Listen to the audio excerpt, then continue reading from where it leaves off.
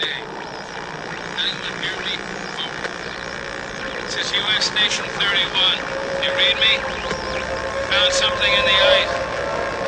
We need some help down here. Can anybody hear me? We found something. We found something. We found something.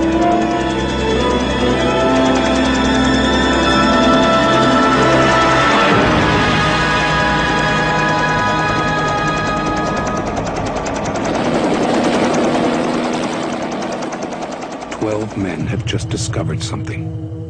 For 100,000 years, it was buried in the snow and ice. Now it has found a place to live. Inside. Where no one can see it, or hear it, or feel it. I know I'm human.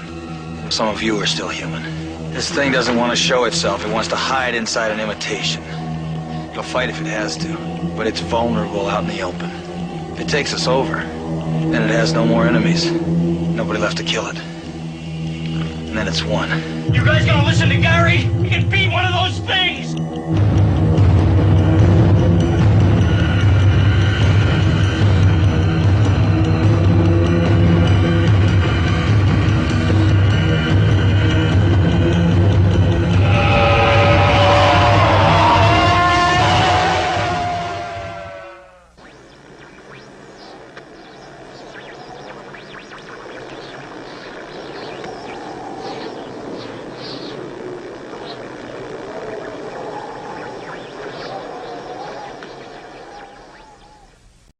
Ironically came out in the same year as Halloween. Someone's watching me. I always feel like someone's watching me. Rockwell, is that you? No, but it's a movie with Laura Hutton and Adrienne Barbeau, who would be John Carpenter's wife for a few years also, and Charles Cypher. So he had a few, what I like to refer to as standards in his movies too, which I always enjoy. And I'll talk a little bit about that later as I go through this and talk about his filmography and everything. I've never really watched Someone's Watching Me. I see it's available on Tubi, actually. So I don't know, maybe I might check it out just to see how it is. But I've never watched it, so I can't speak too much about it. But next we get his Elvis, and it's the first time that him and Kurt Russell work together. Kurt Russell plays Elvis and he directs it and everything like that. Another movie that I've never actually watched. I don't know. I mean, I have certain issues with Elvis anyway, and even though I did watch the Austin Butler Elvis movie, but I think that's enough Elvis for me. But in the case of Carpenter, maybe I should watch it just to see how it compares, and also see, just how they tell the story opposed to the other version of Elvis. And it was a TV movie also. So his next movie is where we get more into the horror stuff, right? 1980s, The Fog. The Fog is a great ghost story. Probably it might be one of the best ghost stories, about Antonio Bay, the 100-year anniversary, and then, these dead soldiers, because town pretty much stole their gold and everything, and they decided, nah, we coming back for our money, pretty much, and how they terrorize this coastal town. And I mean, again, you have Jamie Lee Curtis, you have Tom Atkins, with probably one of the greatest names, even though it's a real person's name, but it's probably one of the greatest names. Nick Castle, the fact they live in a coastal town and his name is Castle. But anyway, and also too, you have Adrienne Barbeau as the radio disc jockey, who, in a way, she's like in a movie all of her own. She's like LL before LL Cool J in horror movies, where there's a big plot of the movie, but then there's the secondary plot, which is separate away from the main cast, even though it still relates and correlates with everything, but it's like they're on their own little side quest. And LL Cool J is kind of known for that. If you watch Halloween H2O and Deep Blue Sea, like how he's in his own movie within the movie.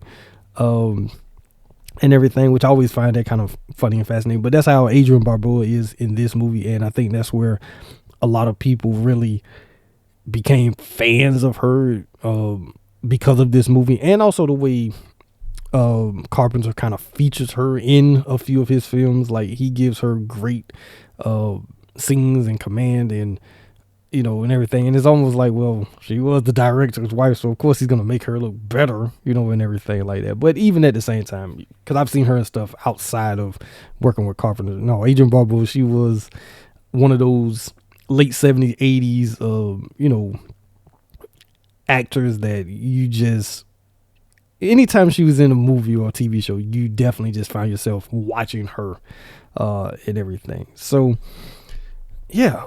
So, like I say, The Fog is a very good movie. I enjoy it a lot. And even though Jamie Lee Curtis is in it, at certain points you kind of forget that she's in it to a degree, because she's not the main character. She's in it, but it's like she's not really the focus of it so much.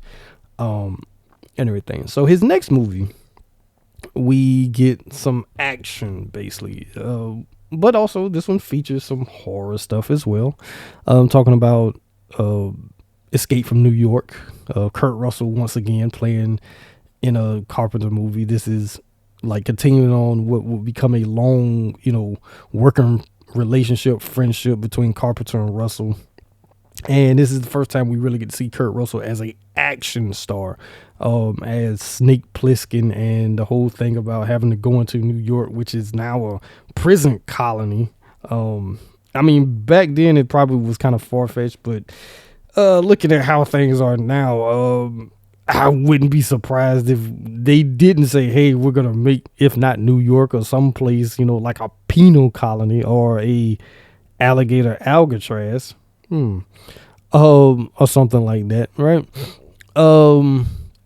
Yeah, and the fact that he has to go in on a mission to save the president of the United States, which is Donald Pleasence, and probably one of his, I won't say crazy, but just one of his more over the top kind of performances. Even though we don't get a lot of this president, but I feel like there's like a backstory to this character that we really should have known about. And the fact that Donald Pleasence is British, but he's the president, and it's the whole thing of, well, what if America was somewhat still under British rule, so henceforth, well, we got a British president, and you're the Duke, number one, that whole thing. And of course, Isaac Hayes as the Duke of New York. And I mean, he probably has one of the greatest introduction scenes in a movie, of him coming in, riding in a car that got chandeliers on it, and it's like, what in the hell is this? But I mean, it's Isaac Hayes, so of course it's going to be somewhat over the top. But again, it has some horror elements in it as well, because that whole sequence with Snake when he's inside he's on the street, and you kind of get the first scene of this dude running down the street from a distance, and he's like opening up the manholes in the street, and it's like, what the hell is he doing? And so Snake goes to investigate, and then you see these hands coming up out. It's almost like Chud in a way. You see these like hands and coming up. It's almost, well, like Thriller also, coming up out the sewers and stuff like this, and then they just descending onto the street. And these people are referred to as the crazies, that basically live on the ground, and they come out every so often to feast on any poor soul that might be on the street. And like I say, that part of the movie is very much a horror movie, and everything. So one thing Carpenter loved to do, two things that Carpenter loves to do in his movies is, one, he's always going to have some type of horror-ish element. Even if the movie itself isn't a horror movie, he's going to put some type of horror-ish element to it. And then I believe he said, he did say this, that basically all of his movies are like Westerns. And if you can pretty much spot it and tell like the Western aspect of it, it's easy to see it. And the fact that Snake is basically like Clint Eastwood, the man with no name, and the fact that you have Lee Van Cleef, who was in, a few Westerns with Clint Eastwood. I mean, that's a great kind of going back and forth between them. But Escape from New York is definitely a great movie and a fun movie at that too. Even though, like I said, it is a dire straits. You got 24 hours to, succeed, or your head blows off because I put this bomb in your neck, and everything. So, moving on. Now I'm going to skip The Thing because I'm going to talk more about The Thing so I'm going to skip that one. So, his next movie after The Thing was Christine. The Thing, Christine. But anyway, that came out in 1983. I enjoyed Christine a lot, and looking at it in 2025 eyes and thinking about how, someone can be obsessed with something or get so attached to something, especially dealing with AI, but looking at how Christine the car pretty much becomes like, it and to a degree you can almost substitute the demonic thing of Christine with AI, and it's not too much of a difference there. Now, could they remake it and make Christine more of an AI type of a car? Sure, they could. With how cars now, like these freaking Teslas and all that type of stuff, definitely they could do something like that. So I feel like there is somewhat of a connection to that aspect of it. But before, of course, AI and all that type of stuff, with Christine being this possessed car that, poor old Arnie, he just wanted to be liked and be popular and everything. And Christine pretty much, well, come on, kid. Because like the old man said, you don't choose the car chooses you, which is almost like a Transformers type thing. But anyway, that's a whole nother story. And like I say, in the fact that Arnie, descends into madness because Christine pretty much gets his hooks in him, and unfortunately Arnie's fate, is tied to Christine. But it's a very good movie, and the soundtrack is great too, because I mean Carpenter, and the fact that the movie is set when it's set and everything, and Carpenter, has a great ear for music and everything, which I'll talk about that a little bit too. But the fact that Carpenter could jump between genres, that always is something that I've enjoyed, because Halloween is horror, The Fog is horror, but he does Assault on Precinct 13, which is more of a action type of thriller-ish type movie. Then Christine, even though it's a different type of a horror. So think about the horror movies that he's done up to this point. They're different types of horror. You have your boogeyman horror, you have your ghost story horror, and then you have your possession type horror. He does them all very well, in my opinion.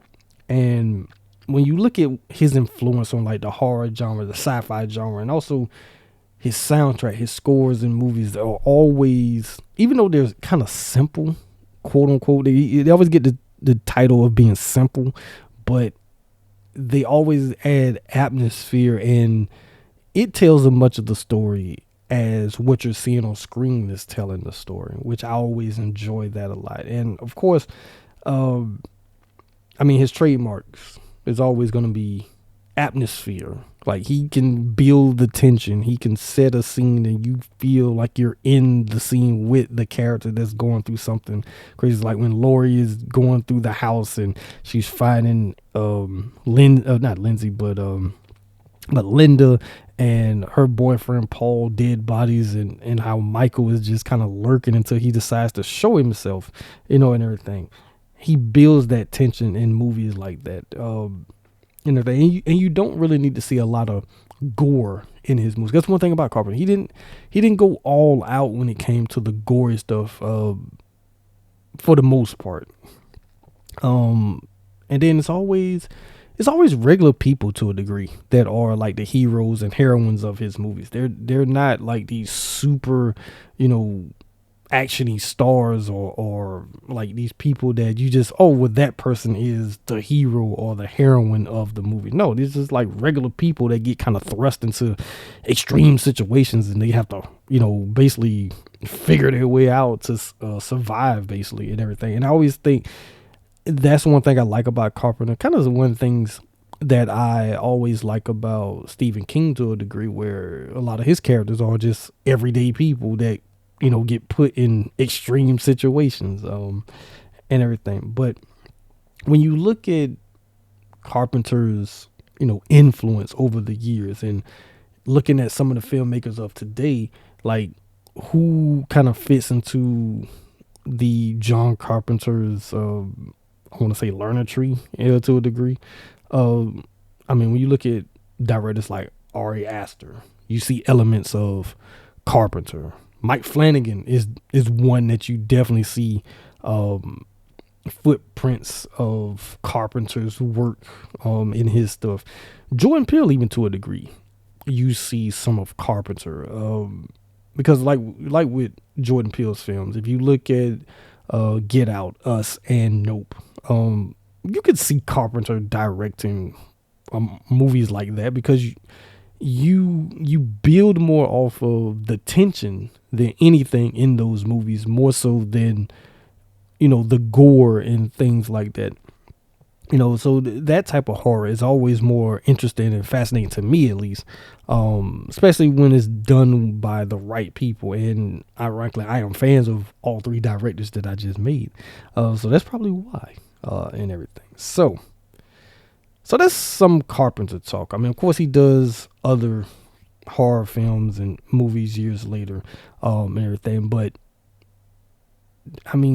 just when you look at what Carpenter did, because I always tell people this, from 78 to 88, Carpenter, that run is probably one of the best. And even though all of his films at that time did not hit when they came out, but granted, years later, they all have a cult fan base, and that kind of tells that for me says more about the longevity and the test of time of the films that he made. And it's always a thing of, well, no, y'all might not have rocked me right now, but y'all rock with me years later. My movies and my films did find an audience at least years later, opposed to stuff that hit when it came out and then you forget about them years later. Because I always say this, what would you rather be? Would you rather be someone who, I was a hit right now and people love me right now, but years later it's like, who? Wait a minute, they did what? Oh, I don't even remember that. Or it's like, yeah, some people rock with me here, but years later, oh man, I really love XYZ. It's like, which one would you rather be? And that's a question, for a lot of people when it comes to a lot of things. Like, which one would you rather have? Would you rather be a shooting star that flames out right then and there, or would you rather be, something that kind of has longevity and lasts and the test of time and influences generations after, and everything. So, now let's move on to talking about 1982's The Thing. So, of course, like I said earlier, this is Carpenter's somewhat remake of The Thing from Another World, which came out in 1951. So the movie basically comes out 31 years later, and everything. And the cast of this movie is one of the things that I always find great about this movie, and it feels like it could easily have been a stage play, because of course you have Kurt Russell, you have Wilford Brimley as Blair, who gives everybody diabetes in the end. But and that's a joke as far as what happens with the Blair character later. And you also have Keith David as Childs, who's one of my all-time favorite characters, mainly because his name is somewhat very close to my real last name, Giles. So yeah, whenever I hear it, I always like, it's like, yeah, I think I would be like, I'd be like Childs if I was in The Thing, and everything. Now, whether or not I turn into a thing at the end, that's up for interpretation. I don't know. But yeah, and the whole entire ensemble cast, you have some great character actors that show up here, and everyone, for the most part, gets their moment to shine in this movie, which I enjoy, because usually in an ensemble, somebody always kind of gets shortchanged to a degree, but here you remember every single character. And that's kind of rare in ensembles, especially an ensemble that moves very fast in a way. Because easy is people get shortchanged, but even the characters that get short amount of screen time, like Bennings and Fuchs, they get short amount of screen time, but they have memorable scenes. Bennings getting shot at the beginning. I was shot today. Can you turn that rocket down? You know, that type of thing. Or Fuchs, you know, hey Mac, I want to meet you outside. You know, and everything like that. And whether or not Fuchs did the thing burn him or did he burn himself? That is still one of the burning questions of the movie, and we never get a real definite answer on that, and everything. And also too, I mean, because as I've been doing my 60 Nights of Fright, the fact that I've been talking about practical effect versus CGI. Now, this movie is one of what I like to refer to as one of the pillars of why practical effect is so important and why it's so great and while it still stands the test of time, because of the fact that Bottin and his team, what they do with the special effects in this movie, I will still put it to the test against any CGI of today, and everything, because it is some of the best work that you ever see in a movie. And this is on, you know, this is around the time where you have the Stan Winstons, the Rick Bakers, the Tom Savinis of the world that are working, and Bottin, who was only 22 years old at the time of this, and the fact that they created some of the best looking special effects that you ever see in a movie since, and everything like that. And the designs of these creatures is insane too. I mean, that first one when the dog turns to, I'm like, what the hell is that? You're like, what is this? You got tentacles everywhere, and then you got a arachnid legs, and it's just a whole, and the way the face when the dog face opens up is, I mean, it's insane, but it's fascinating. It's great. Or when the actual people start turning to things, like when Palmer turns and it's like, what the hell is that? Or probably my favorite is probably when the Norris transformation on the table, because you get this giant mouth that opens up in his chest, and then it's like, oh no, that's not even that's just like, no, we got to take it even a step further, where you get a freaking head and whatever the hell else that was that came out of him, and then when his body head detaches and becomes like an arachnid thing trying to get away, it's some of the best stuff that you ever see in a movie. And like I say, it's great, it's fun, it's scary, because like I say, you don't know who's a thing and who's not. And I would say this, up until I want to say maybe about 15 years ago, because I used to watch this movie a lot when I was a kid, but up until probably like 15 years ago, I always thought that John Carpenter did the music for The Thing, because it sounds like his music. The fact that it's Ennio Morricone who does the music, who does one of my favorite movie scores, which is Once Upon a Time in the West. So again, right there's Carpenter with the whole Western thing, right? You get one of the greatest composers who is like the godfather of composing spaghetti westerns.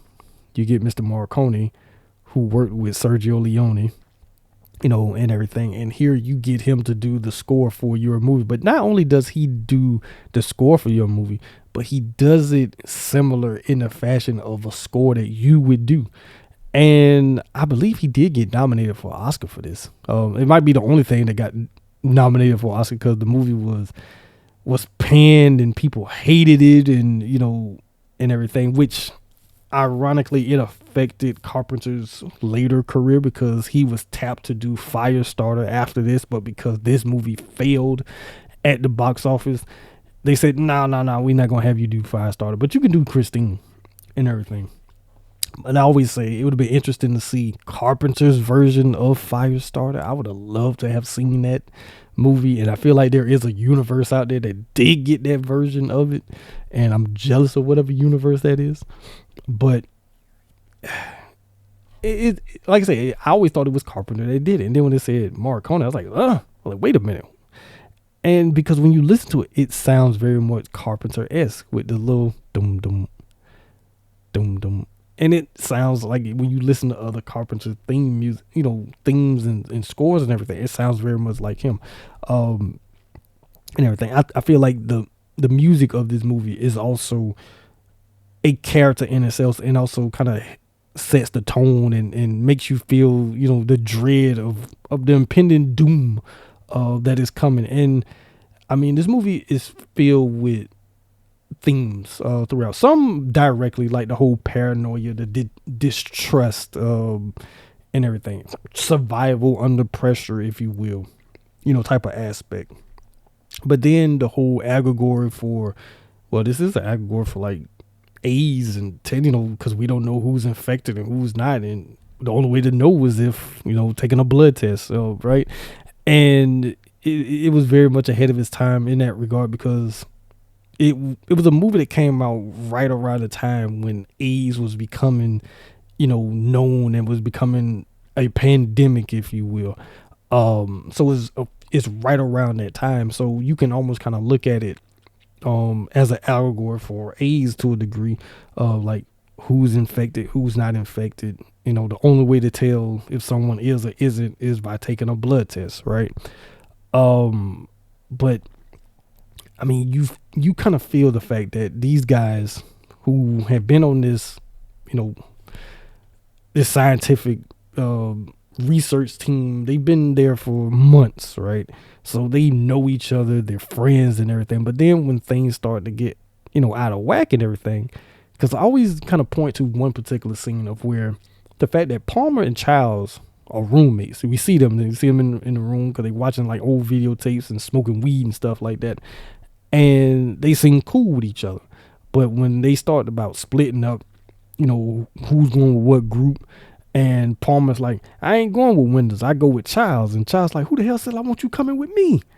Type of thing. And it's like, wait a minute, y'all were sleeping in the same room, but now you don't trust this dude. And like I say, it's like little things like that throughout the movie is what helps add to the paranoia aspect, because like Childs said, who the hell said I want you coming with me? I don't trust you now. Granted, I mean, later in the movie you realize it was a good reason why you didn't trust him, because when Palmer turns out the damn thing and whatever, and gets Windows, which I always find it interesting that he has such a thing against Windows, and the person that he gets to basically try to turn is Windows, and everything. But yeah, it's like I say, the movie is great from that aspect of it.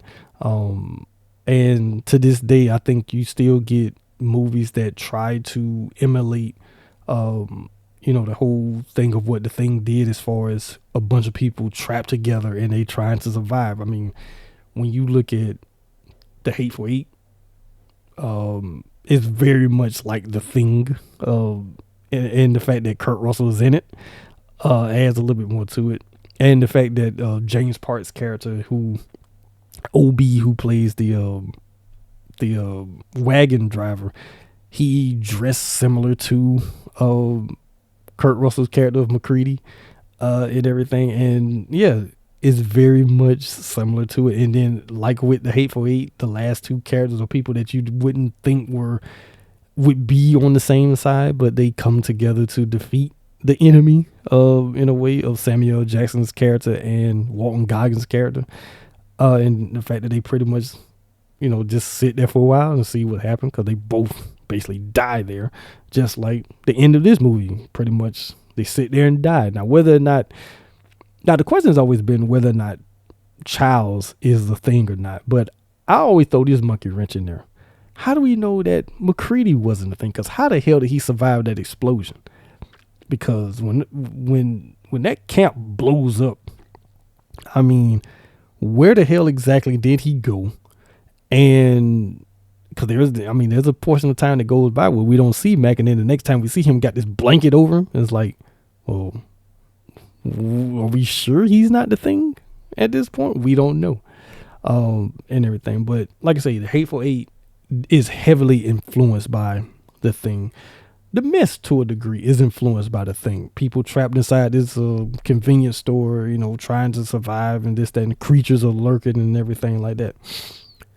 I mean, The Faculty has some of it also, because The Faculty is a little bit more Invasion of the Body Snatchers, but there are some The Thing elements in it as well, and everything. So, but yeah, that's just me kind of want to talk about The Thing a little bit. I didn't want to do like a real through and through review, because I did review it a long time ago on the podcast. I might actually repost that old episode, just if people want to hear, my through and through review of John Carpenter's The Thing.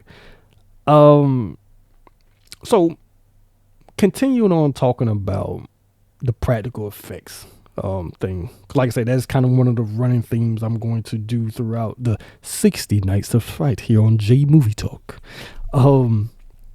Is talk about the practical effects, right? So Rob Bottin, like I said, he was only 22 years old at the time, and it's kind of ironic. It's kind of wild to think that a 22-year-old,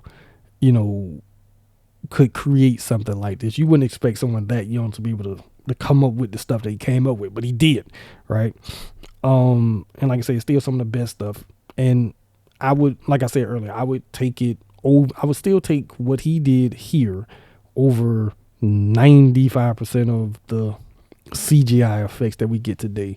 And even some of the practical effects that we get today is not on the level of what he did 40 plus years ago, and everything. And the way the special effects, it still holds up. It still looks great.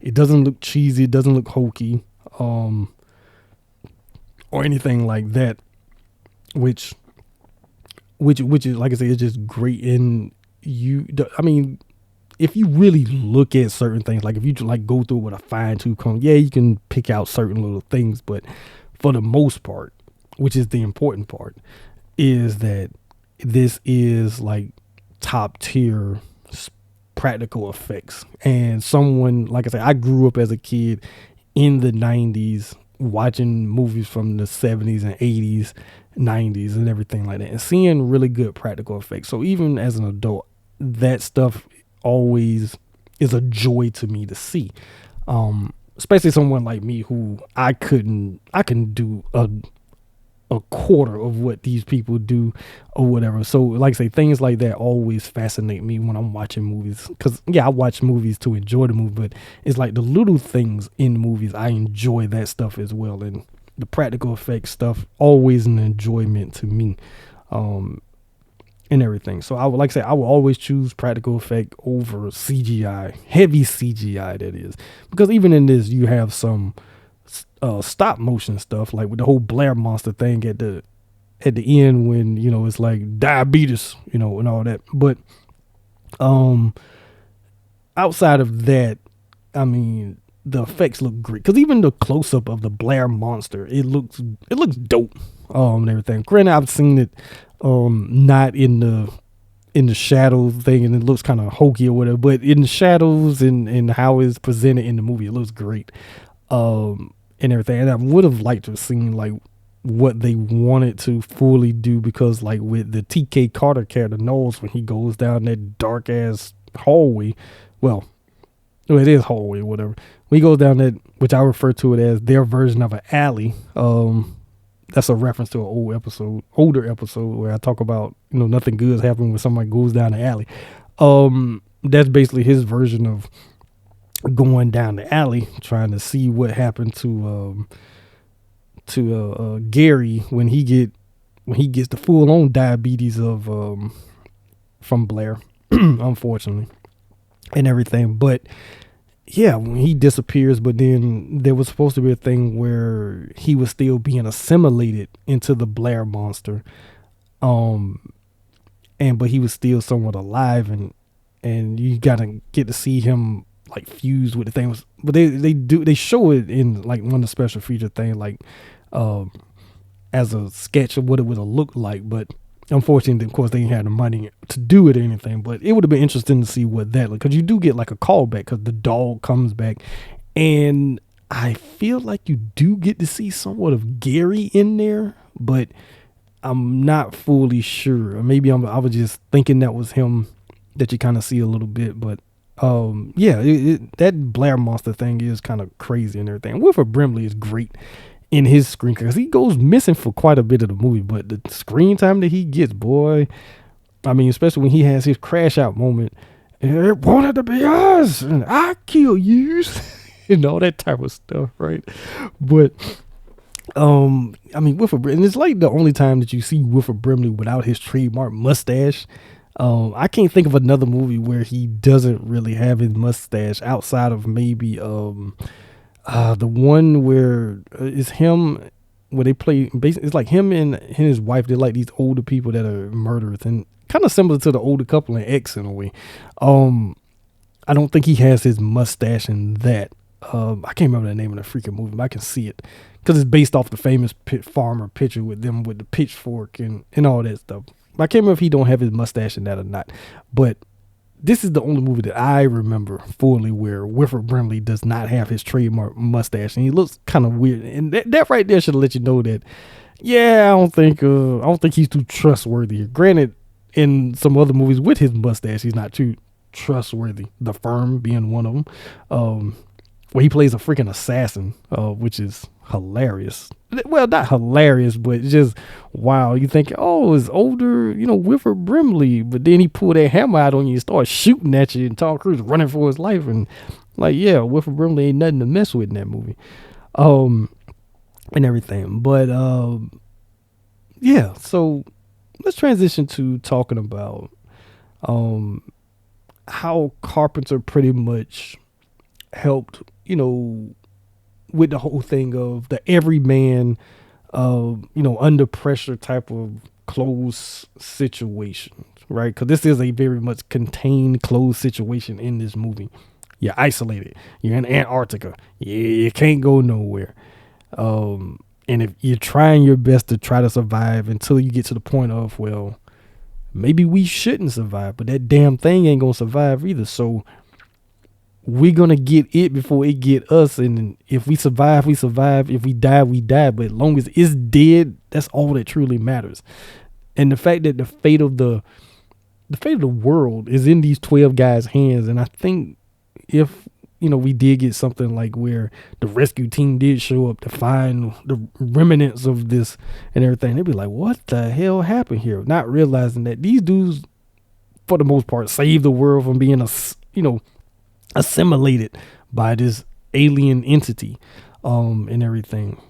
All right. But you kind of get, but that's one of the great things about the movie is where people that you would not think of being the hero becomes the heroes. And even if the rest of the world don't know that they're heroes, but we as the viewer know they're the hero because they saved the world or they saved the universe. I mean, and like some other examples of this, like Event Horizon. I mean, Event Horizon, I always refer to it as Dead Space, the video game, or Hellraiser in space. That's how I like to refer to Event Horizon. But like with that, Lawrence Fishburne and his crew, they're pretty much, put at the mercy of hell in space, right? And Lawrence Fishburne's character of Captain Miller has to, basically sacrifice himself to save the others, right? And everything. The Descent, granted, that movie kind of pisses me off, but not pissed me off because I don't think it's good. I enjoy The Descent a lot, but it's just like, boy, that friend group was in shambles before they went down in them tunnels, and they really exposed themselves once they got down there, and the creatures show up, and like that's some madness. Like, they clearly did not work together to try to survive at all. But there are some elements of what Carpenter does with the whole every man, or in this case, every woman, in a closed situation. What do you do? And then probably one of the best examples would be Alien. And I'm talking about the first movie. I would say the first movie, well, actually all of them kind of to a degree, but particularly the first and third movies, because those two are very similar-ish, of where you get people that are not equipped, for the situation that they're put in, and who you think might be the hero, Dallas, in the first movie. Nah, we're going to take him out quick, baby. Because he, instead of going up, he went down and jazz hands, right? And then in the third movie, you got these people that live on this prison colony, that just pretty much, they found God, and even though they're the worst of the worst, but they get put into an extreme situation. And the fact that Charles S. Dutton character of Dylan gives this rah speech to get these dudes hyped up to go run through a brick wall, or in this case, run through some damn tunnels to try to trap this freaking alien. Those are like enclosed situations of people that you don't necessarily think about of being a hero that become freaking heroes. And like in the first movie, Ripley becomes the hero, because if I'm correct, Ripley was actually third in command after Dallas. I think it was Kane, but Kane is the first victim. So that put Ripley, next in line. And then of course there's Ash, who turns out to be a no good synth, right? But yeah, and then also too, like, how do us as an audience, how do we react to isolation horror? Because I'm one of those type of people. I'm claustrophobic. So movies like The Descent, Buried, stuff like that, it's kind of hard for me to really watch, because I find myself like, if I was trapped in a situation like that, I would just die from the fact that I'm enclosed, because I would have to get out. I would have to get out of there some type of way. I have to get out, and everything. So imagine just being trapped on a huge ship, but then you're on a huge ship, but then you feel yourself being trapped because you're on here with this alien entity that can kill. You don't know exactly where it's lurking, where it's gonna come from. And then, like with The Thing, what makes it fascinating is that it's not something that you can easily see and detect. It could literally be the person that's sitting next to you, or it could be one of the nice looking little husky dogs that turns into this freaking tentacle arachnid thing, that get you or whatever. So that type of horror is even more scary to me, because you don't know where it's going to come from. But the way we as an audience of horror films that like this type of horror, there's like a thrill to it, I feel, of and everything. So yeah, the isolation horror stuff is always like interesting and fascinating to me. And like I say, someone who's claustrophobic, it really gets to me, because if I'm stuck like that, I gotta get out. Like Joy People, get out, type of thing. So last topic I want to kind of talk about here is Carpenter's music and his scores throughout his films, because he does pretty much all of his own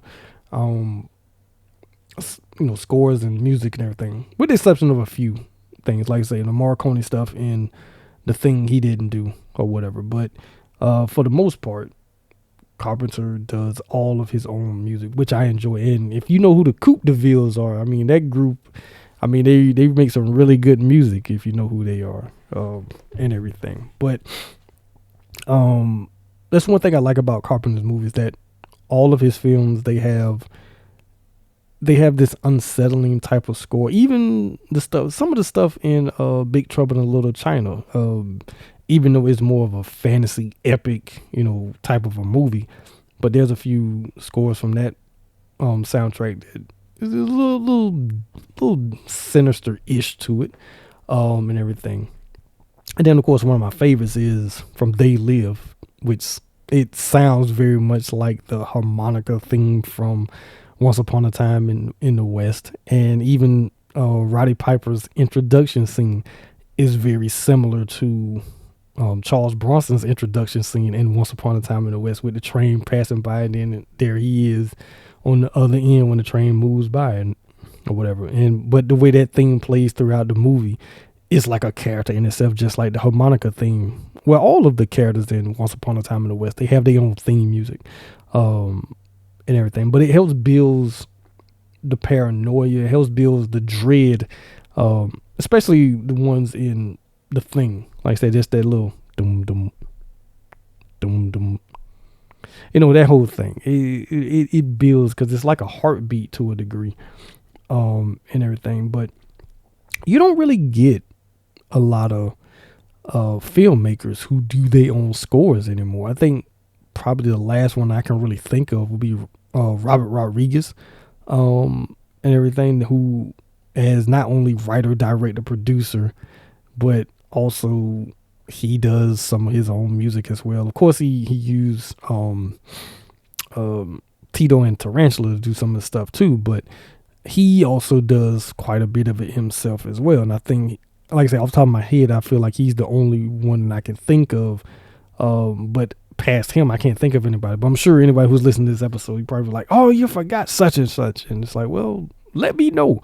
Because I can't think of anybody who does that, who's the filmmaker, but also does their own score. Like I say, but Carpenter, I feel like, is the grandfather of doing it. And the fact that him and his son, they tour and they do, their music and everything. He does, of course, the Halloweens and, all the hits, but also some of the newer stuff that him and his son came up with together. I think it's pretty dope when you really think about it. So, all right. So I did ask a question on Threads and everything about, if you had to pick one favorite Carpenter movie, what movie would it be? Now, granted, my pick, of course, should be kind of obvious because I'm talking about The Thing on this episode. So, of course, it is The Thing for me. Now, as of right now, because these are the choices that I put. So I said Halloween, The Fog, They Live, and The Thing. And right now, with 64% of the vote, The Thing is the runaway winner, and looks like it will be the winner unless somebody comes in late and pushes Halloween over the top. But The Thing pretty much is looking like it's going to be the winner.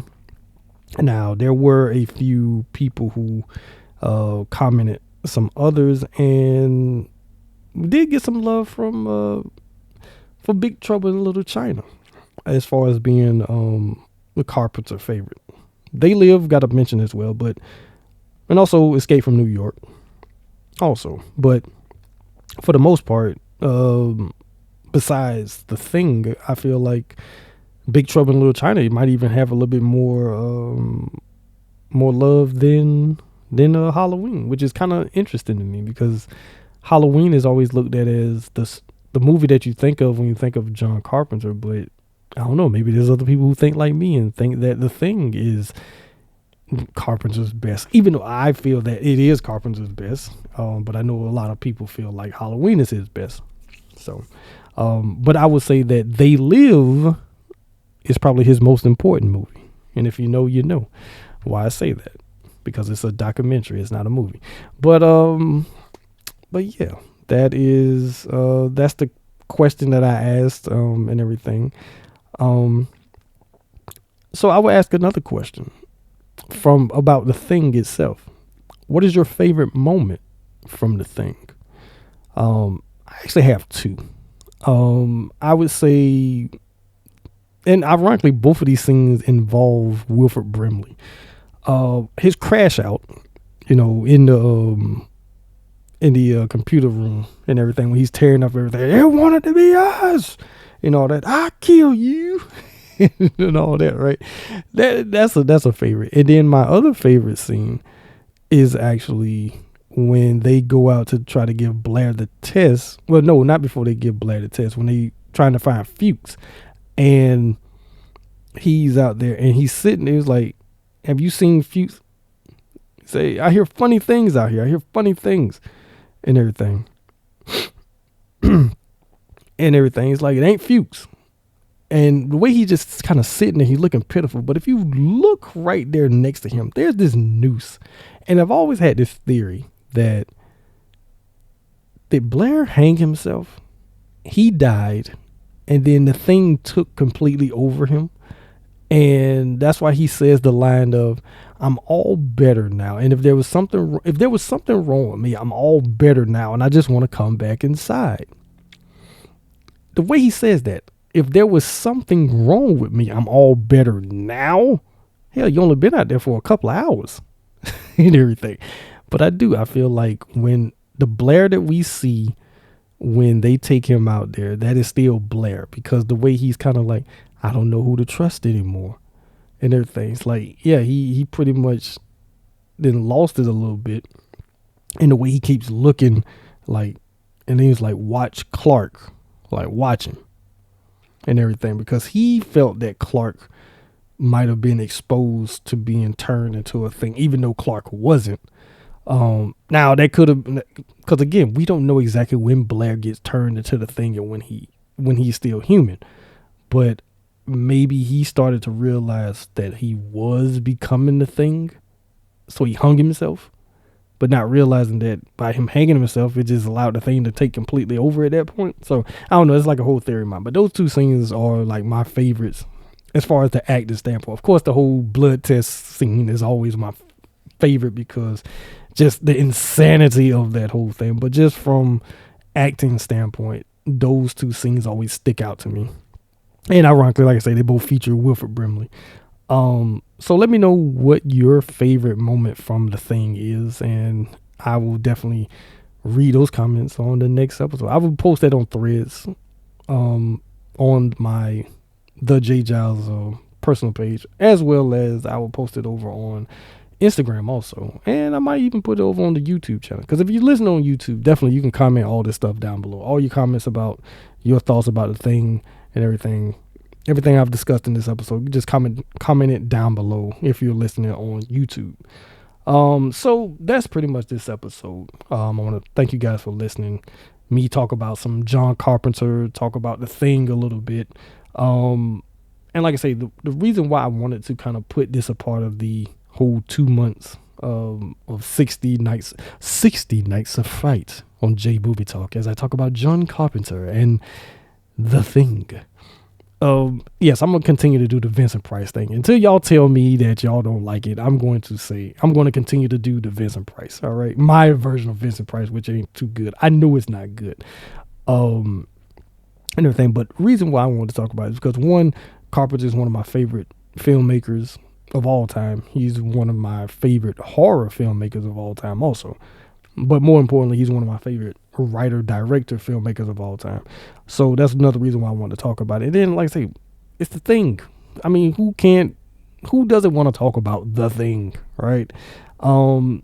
Next week's episode is going to be a little interesting because I'm going to be talking about a franchise. Well, yeah, I'm going to be talking about a franchise. I'm going to be talking about the Final Destination franchise. So I'm going to pretty much talk about all the films, going to rank them, and also it gives me an excuse to finally watch Bloodlines, because I have not watched that one just yet as of this recording, but by the time I record next week's episode, I will have watched Bloodlines, so that way I can give my full ranking of the entire franchise and talk about the Final Destination franchise. So that will be a lot of fun to do, because that is a very interesting franchise overall.